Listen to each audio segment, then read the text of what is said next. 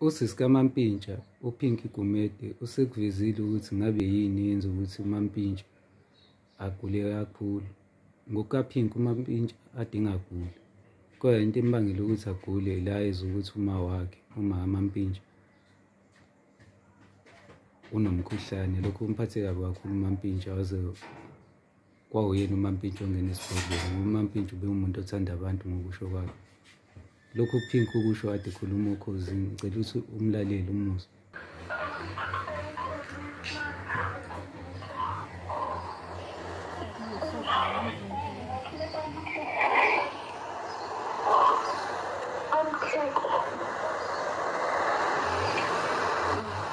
Ukuthi abantu bamkele kunzima kunjalo, sizozama ukuthi samukele lokhu sekwenzekile.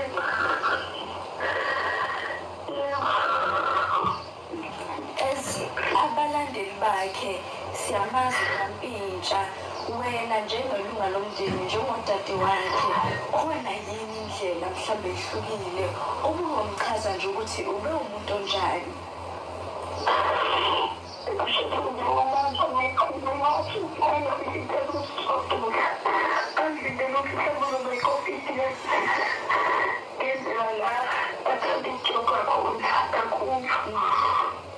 Umuntu wayefundile ngoba yena uthi akhala mhlambe kwalisa umuntu ulunga naye mhlambe ini yafuna ukhanda akafuna ukukhuluma nawe uzokhuluma nawe ukuthi usiy'nyende ungazwakali. Unamatinqoko nje kakhulu, uyancokola hlale ziningi izinto abezenza ngangacabanga ukuthi angasacula naseculayo kungakhona esaqala ngangamkholo ngoba ngangizokuhlambe nje ngicabanga ukuthi mhlambe umbhede emva kwalokhu mase ngibona ukuthi hayi umbhede wakho uyathandeka futhi into enhle, into emnandi. Ngagcina sengijabula-ke nami-ke ngijabula. Besizini akayena uMandla nje akhulume kahle, asibazi nokuthi igama lakhe selibize thina singaliqedile manje inkosi ngekhaya ngoba nje yonke into nje ufuna ibe njengoba kade ibeyinjalo. Benothando nje nomndeni wakhe, enothando kakhulu, sebefundisa sonamafezo ukuthi masekudla ungathi Ufundeze lifona uyibambe nayo. Ufundeze khona. Bahlonipha nabantu, bona lonke, bona bangibekelana, uhlonipha nje kakhulu umsebenzi wakhe. Uthanda nje kakhulu.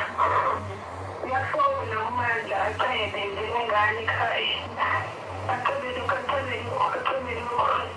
isena kakhayithi bakuthanda ukwenza ihaba lana enza kanjena ube nomoya omuhle ngasonke isikhathi.